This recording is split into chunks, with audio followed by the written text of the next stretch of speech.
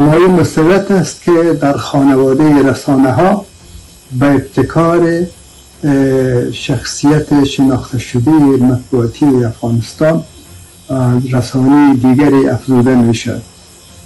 مشرب پروانه را آموختم در عاشقی، شاد می گردم چراغ هر که روشن می شود.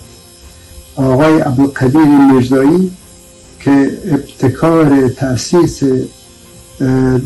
این رسانه را بر عهده دارند، از جمله ژورنالیست‌های سابقه دار افغانستان و در عین حال از جمله اساتید دو دانشگاه خصوصی در افغانستان. ما امیدوار هستیم که توفیق بیشتر پیدا بکنند تا رسانه حاضر در خدمت روشنگری های فکری و فرهنگی و در خدمت هموطنان قرار بگیرد و برایشان و همکارانشان طلب توفیق میکنم. قرار که در جریان هستید برنامه جدید از طریق رسانه‌های اجتماعی روی کار گرفته شده است. برنامه تحلیلی سیاسی تحت نام چشمه سوم.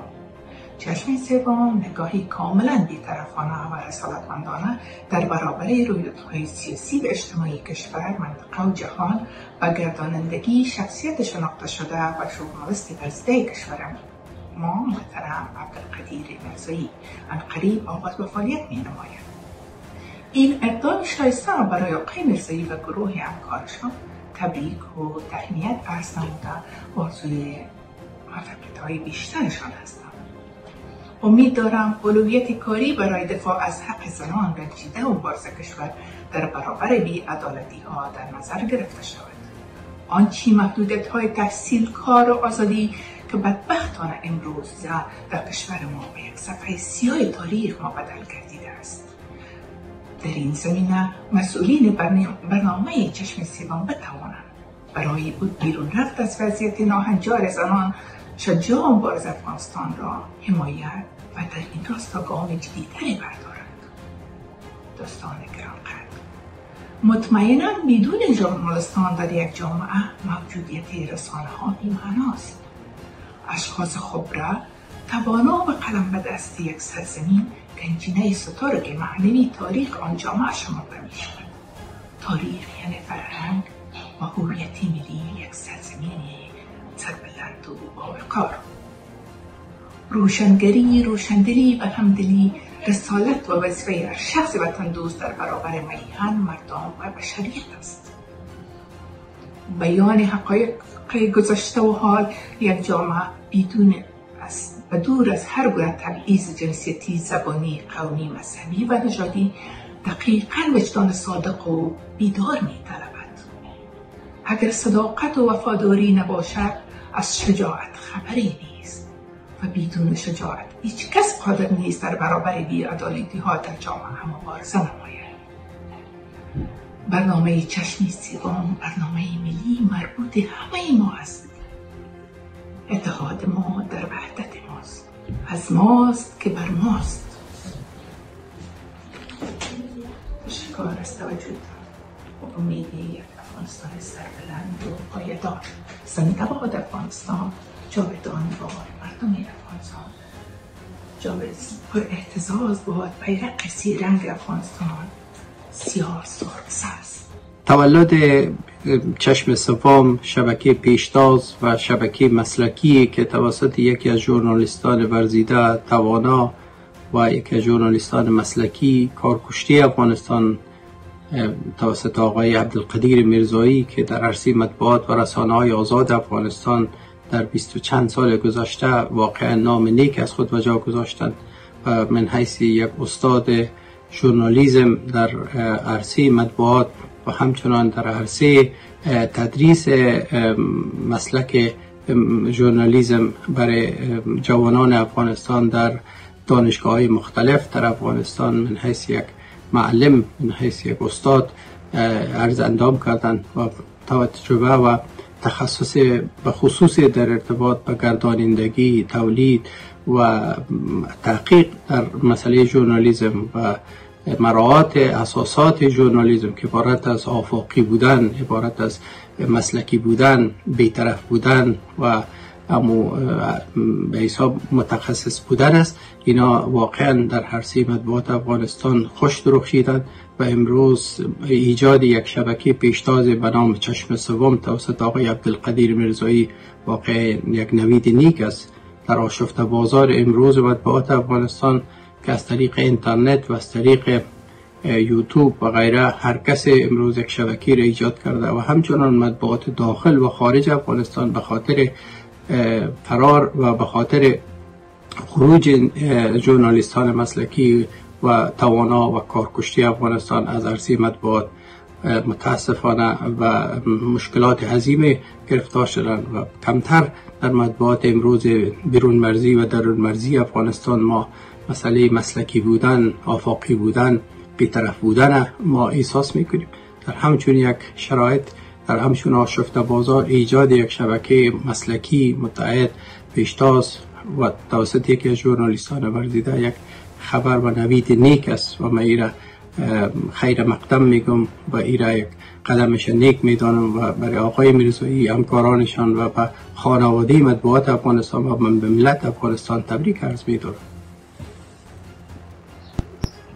در اهدایه کتابم زیر عنوان خبر، خبرنگار، رسانه و مخاطب نوشتم که این رساله را به هم مسلکانم پیشکش میکنم که در اثر رویدادهای ناگوار 2 سال پسین به گونه فردی و دست جمعی ناگزیر به ترک وطن شده، آسیب‌های روانی دیده و کار و وظایفشان را از دست دادند، اما باز هم تلاش می‌ورزند تا فانوس خبرنگاری در فضای اطلاع رسانی خاموش نشود.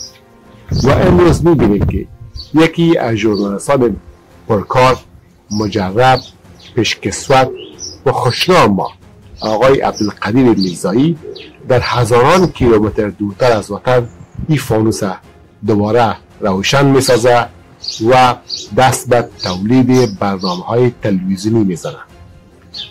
و به نوبه خود این اقدام آقای میرزایی را میستایم، ستایش میکنم و از خودش و همکارانش میخوایم تا دست به تولید برنامه‌های بزنه که افتخار همه ما باشه و انشالله آقای میرزایی با همکارانش و این فانوس روشن و روشن‌تر نگه میداره. بازم به آقای میرزایی تبریک میگم. چشم سوم، چشم برایت هستی. موفق و سربلند باشید.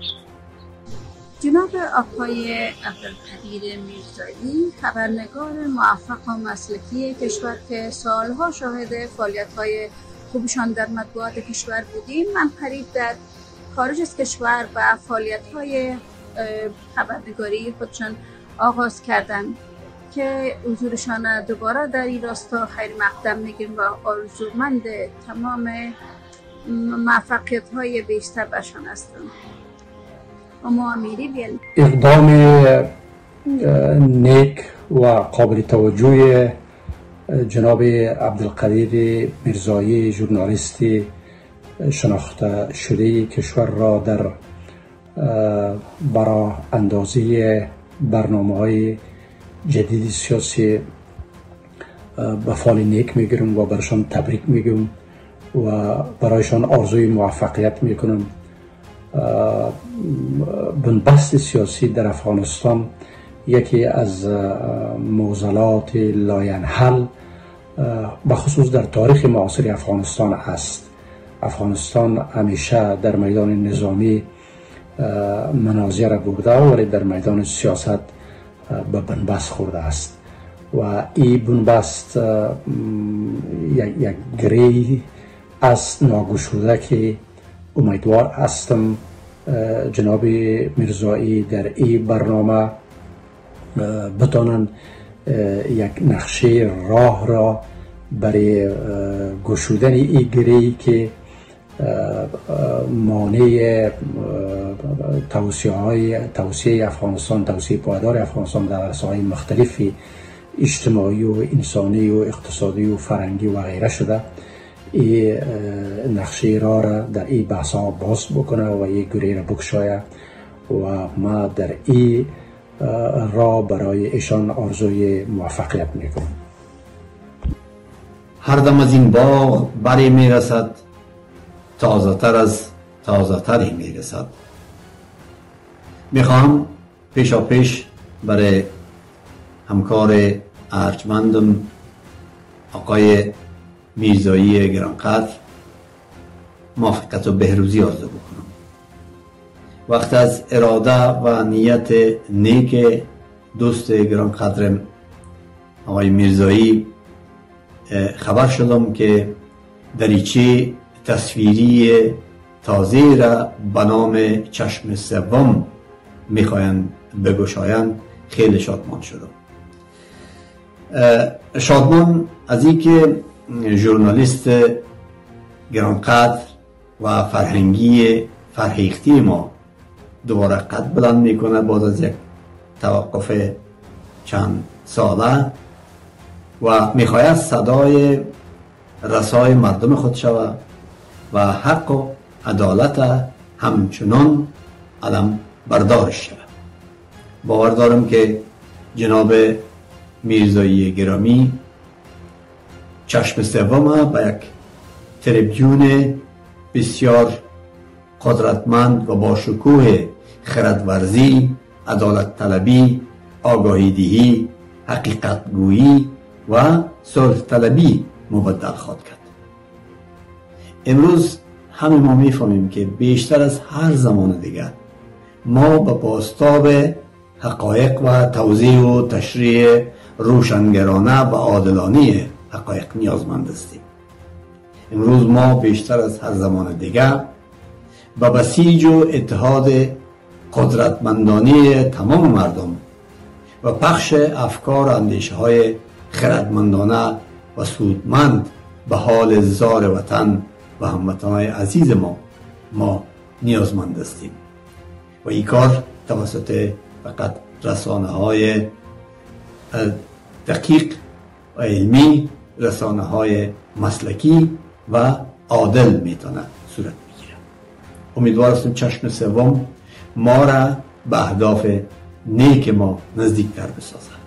آرزو دارم میرزایی گرانقدر با راه اندازی چشم سوم به تمام اهداف و نیات نیکی که برای وطن و هموطنانشان دارند برسد.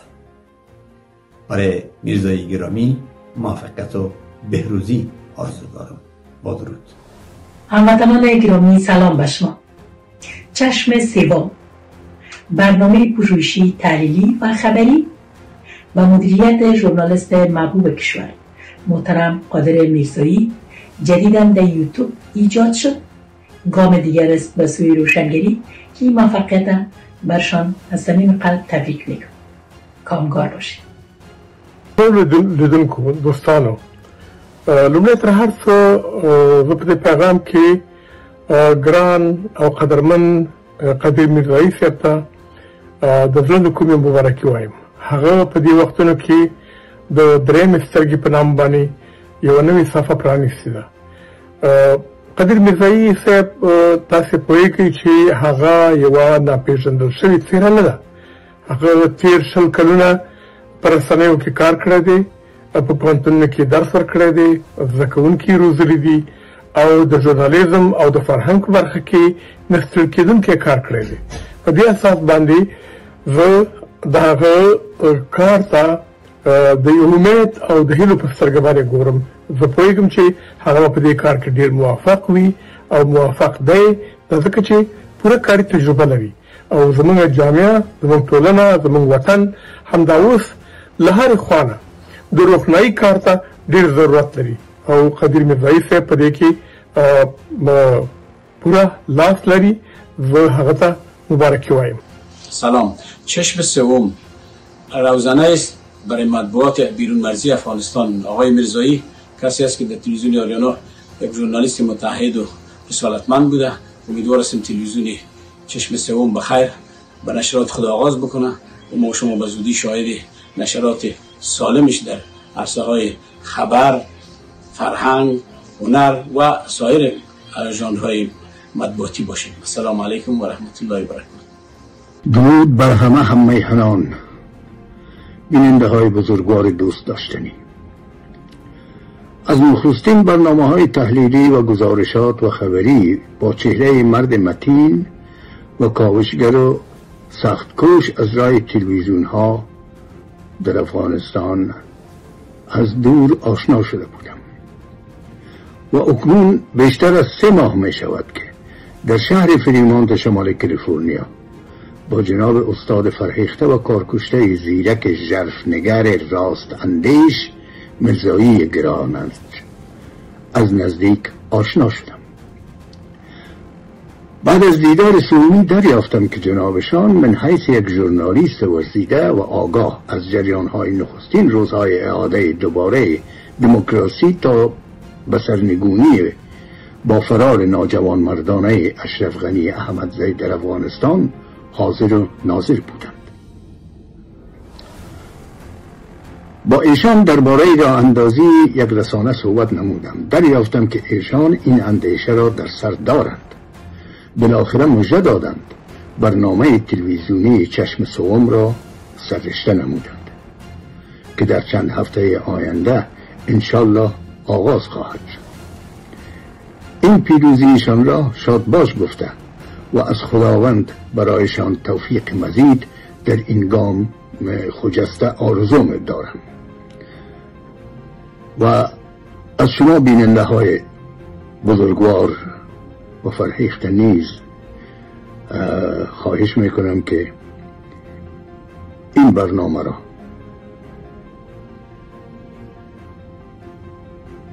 بپسندید، یعنی لایک کنید و سابسکرایب کنید تا خدا بخواهد این رسانه رسالت خود را همچنان که به همت جناب استاد بزرگوار در افغانستان برنامه های پررنگ و با قوت و ژرف داشتن، اینجا هم بتانن پاسخگوی نیازهای سیاسی، فرهنگی، هویتی و هنری و ادبی ما گردند. توفیق مزید برایشان از دربار خداوند خواهانم.